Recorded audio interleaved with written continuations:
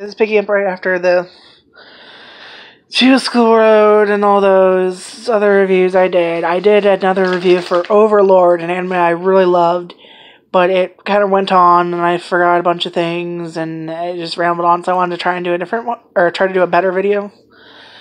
But basically, Overlord is about a show. It's about a show. Can I not fuck up in one of these videos? Anyway, Overlord is one of my top favorite anime, and it's about this video game called Yggdrasil is getting closed down, and the main character decides to log on for one last time and, stay on until the countdown. And then the countdown comes and he's still there. He can't exit out of it. So it's kind of like Sword Art Online to some extent, where you get in the game, you can't exit out of, you can't contact anyone, you're just kind of there, and you gotta live this life now. So basically, he wakes up, or, well, not so much wakes up, is he's just kind of there. And, he runs a guild called the Great Tomb of Nazarick, and it's a bunch of demons and that kind of stuff. And all his buddies, like there were 41 guild members, and all of them, they quit because, they had family or they worked on their career. They moved on to other stuff in the real world, and he was kind of the only one that was there. And the NPCs now, you know how you can make like NPCs in games, like, oh, go create this person to go build this, and this person's this, that, and this, you guard this place, and that kind of thing. Like minions, essentially. Well, the NPCs are now walking and talking, and they have their own personalities, and he has to kind of play this part of the ruler of the Tomb of Nazarick. And it's basically a show about him acting as this ruler, and his interactions with the people of the world as well as the NPCs who are now sentient. And it's very fun. I love the characters. I think the only thing I didn't like was in the first episode. Like, I can understand him fucking around with the controls a bit and having fun because it's the last time. I get that. But there's a part where he looks into, like, the script of a character called Albedo.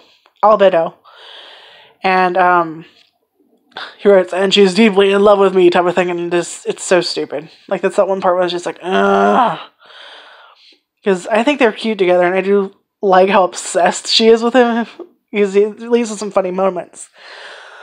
But, like, I wish they did it a different way. But other than that, I don't really have a lot of complaints. I really love the characters. I love the NPCs.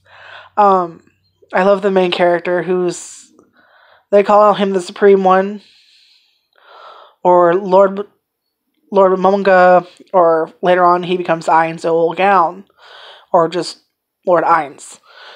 And it's basically him trying to act overlordy, and then, you hear the inside of his, the inside of his head, what he's really thinking, and there's a contrast between that and, what the fuck's actually going on, and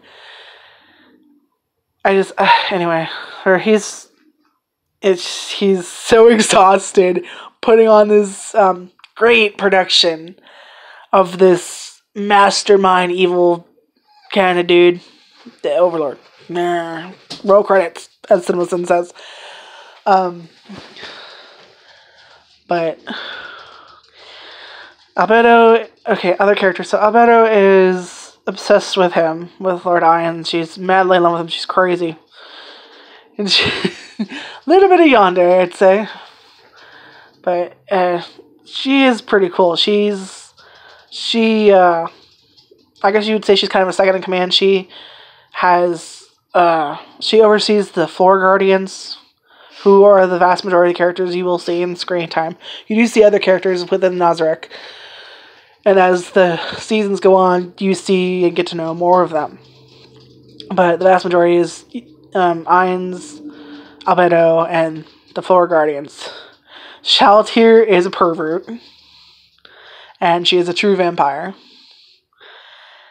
And she talks very, I want to say properly, like very skillfully, if that makes sense. Like, you know how people have like the old English, or some people talk more properly, more pronounced, more elegantly. She's kind of like that. So she's a pervert, she's a vampire. She also likes a manga, and her and Albedo fight like cats and dogs for Ainz's attention. I love it. Wait, what is it? You can get up on the bed. Come on, you can do it. You can do it. My dog's whining. Anyway, and then you have one of my favorite characters, Demiurge.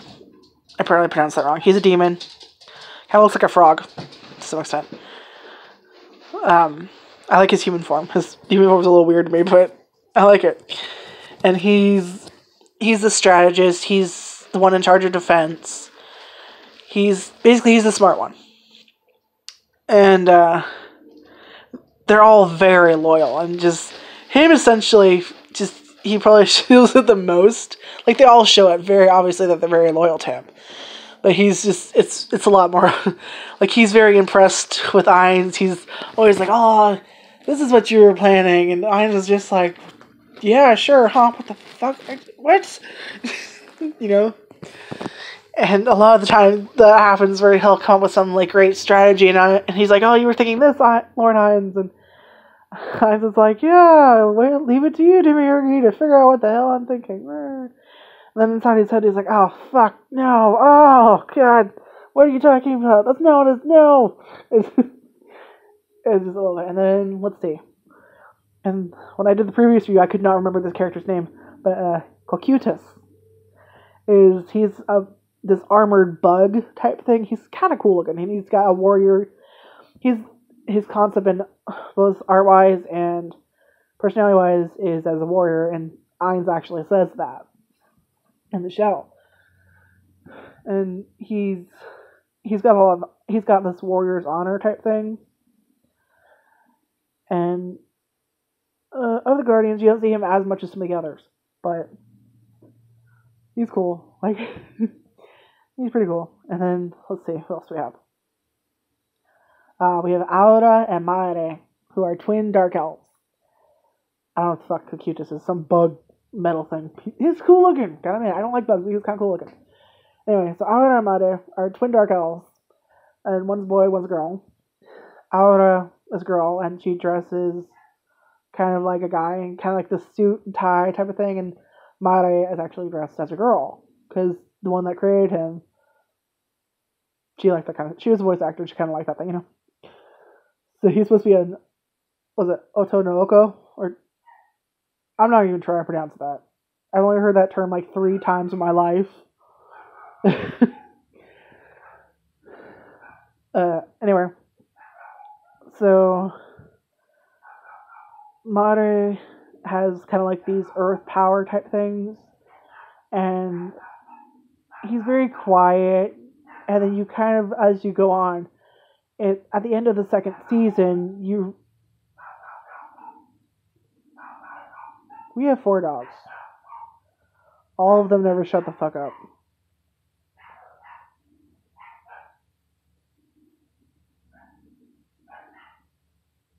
2 are puppies. Okay, I'll talk about them, because if I have to wait this entire time, just 5 hours later, as I spit on the camera, I apologize. So he has earth powers, and he's very quiet. And as you see at the end of the 2nd season, he's not exactly what he seems to be. Like, it's hard. Well, they're all kind of this way, but Mare, it's especially obvious that he doesn't... How do I describe it? I think the Wikipedia entry for him sums it up better than I could. Whereas emotionally, there's something else there. And then Mare is... I kind of think of her as like the beast tame... I'm sorry. And Aura. Sorry, Aura. Mare is the boy. And the Earth Kid. Aura is, I like to think of her as like the beast tamer. Like she's got a bunch of cool pets and stuff, and you actually do see them a few times, and I love them. She's got this big chameleon-looking motherfucker and like this weird earth-looking wolf, and they're kind of cool. And who else do we have? And you have Sebas, he's not a floor guardian, but he oversees the Pledos battle maids, who you do see more of them as the story goes on. But Sebas is he's a butler. He's a butler type character, and I don't know what he is. Some kind of dragon thing. He's the most humanoid looking one of them all, I think. Because whenever he goes into like beast form or whatever, it's just you see his eye is one of his eyes kind of blacked over, and it's got this like purple flame type of thing. I'd have to like look at his Wikipedia tree or something to see what it is, but what he is. But I think it was like dragon something, some type of dragon blood in him or something. And the other guardians, you don't see much of them, but there's Victim, who is essentially, you can tell he's based on a fetus. And you only see him for like a couple of episodes, and he shows up. You do hear his name, I think, once in the first season, and he shows up in the second season for a few episodes. And in the third season, I think you maybe hear his name once, and he's not there. He's fucking doing, I don't know what the fuck he's doing. And there's also Gargantua, and he also doesn't show up much. But he's basically like, think of him as like a giant robot, rock creature thing. Where he's not necessarily sentient, he just kind of think of him as like a badass character with no mind of his own. Which is why I'm kind of thinking of like Mecha. Which is like a powerful type of creation, but not necessarily sentient or anything like that. Kind of like a mindless creature. Let's think of him like that. And you hear about him in the first season, and you see him like once in the second season, and you don't hear about him again, I think. But he's considered one of the guardians, and I guess he's as strong as Shoutier. I think combat-wise, Shoutier is supposed to be the strongest of the guardians. And I think Gargantua is supposed to be as strong as her, but obviously not as smart. But it says it in the anime. But so he doesn't really start with some personality. But they all have their own personalities, and they're all created by different members of the guild. And Ainz did create one character. And you barely see him, but he does show up and is talked about in the first season. And his name is Pandora's Actor. And basically what he is he's an odd-looking creature type thing. You know those little weird spirit thingies from Princess Mononoke? Where they're all white and they got little dots for eyes and like a mouth and like doot doot doot, and other than that, like white face, kind of really looks like, and he's in bright yellow military garb.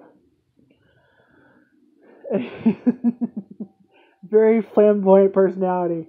And there's actually a scene where Albedo and one of the Players battle maids, was it Yuri Alpha, I think her name is, go and go to retrieve something from the treasury. That's what he is. He guards the treasury.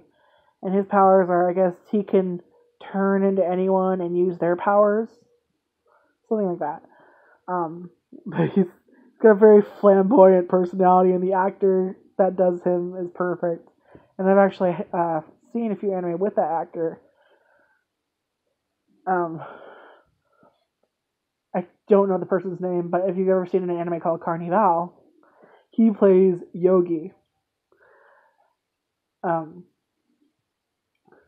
very flamboyant. He's saluting all the time and posing, and Ainz is like cringing all the time. And it's just, oh, so good. Whenever you think whenever I say cringing for Ainz, is he has this thing, and they don't really explain it very much. I hope they will in the fourth season, which you can tell they are going to do more seasons. Where this green light will flash whenever he's overly emotionally stimulated, and it forcibly calms him down. And it's not just when he's angry or anything like that. Like, it'll happen if he's laughing too much, and then it lulls out, and it's useful for battle, but that's just gonna be annoying. But, I'm a huge fan of the show. So basically, Ainz, to continue the plot, is, he's got to deal with the world around him, and he ends up gaining power and having to deal with other nations and playing a lot of different roles.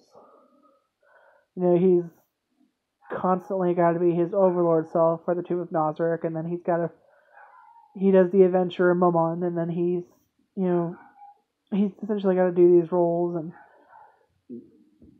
try and survive, essentially. And the first season is basically he does a lot of information gathering. That's what he does throughout the entire series, is a lot of information gathering.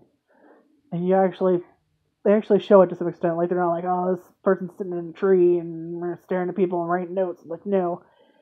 You can tell they're gaining information by asking people, telling people, like, they show little things to tell you and show you that he's gaining information without boring you to death with it, which is nice. Good job. Good job, guys. And, so, yeah, first season is a lot of information gathering, and he joins the Adventurers Guild, and he does this because he needs money. Because they do have money, but the money they have doesn't really work in their world. Or it worked in Yagjuzel, but it doesn't necessarily work the same way in where they currently are. And they also don't want to announce, like, hey, we're from Yagjuzel, so they need the local currency, So he has to go to the Adventurers Guild, and he does that in order to get money and to find, to get more information. By rising through the ranks, obviously you're going to get better information. And then the second season is, well, now he's starting to gain a little bit more power in the world. And by the third season, he's gaining even more power. And he's now interacting with another country. And I love it. The music, oh god, the music fits the show so well. I loved all the opening and ending themes. And they're very catchy to the point that I didn't want to skip them. Like, there were a few times where I was just like, okay, I'm really excited, I want to know the episode, I'll skip them. Or, because it's like late in the middle of the night, and I don't want it blasting from the speakers. But, I loved it. I love the plot, I love the characters, I love the music, and I found myself just having more fun as the episodes went on, and caring about them, and liking their little quirks, and, their interactions with each other, and the flashbacks aren't that long, but they tell you what you need to know, and they're not so much, like, exposition-y as, like, him remembering them fondly. Like, two NPCs are arguing, and he remembers that their creators also used to argue. And he's reminiscing about it. Like, you would look at it fond memory, rather than, like, exposition. Which, I found that nice, because I do like exposition, flashbacks annoy the hell out of me. Because people keep making them boring. So, there are a few of them, but they're reminiscent.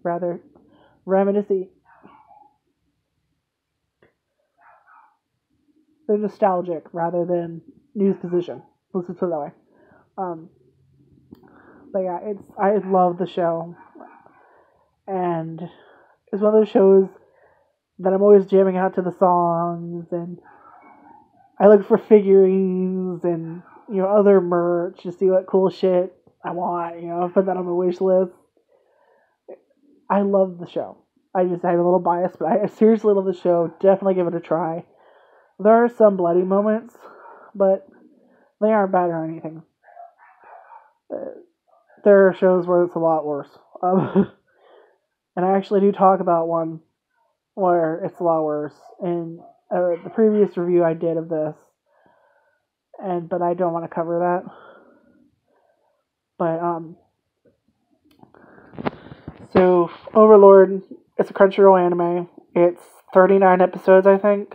3 seasons. They're definitely going to do another season. And I don't know for sure, but it's popular enough that I would be surprised if they didn't. I really hope they do, and if they don't, I'm seriously going to cry. So definitely watch Overlord. It's awesome. And HAIL AINZ!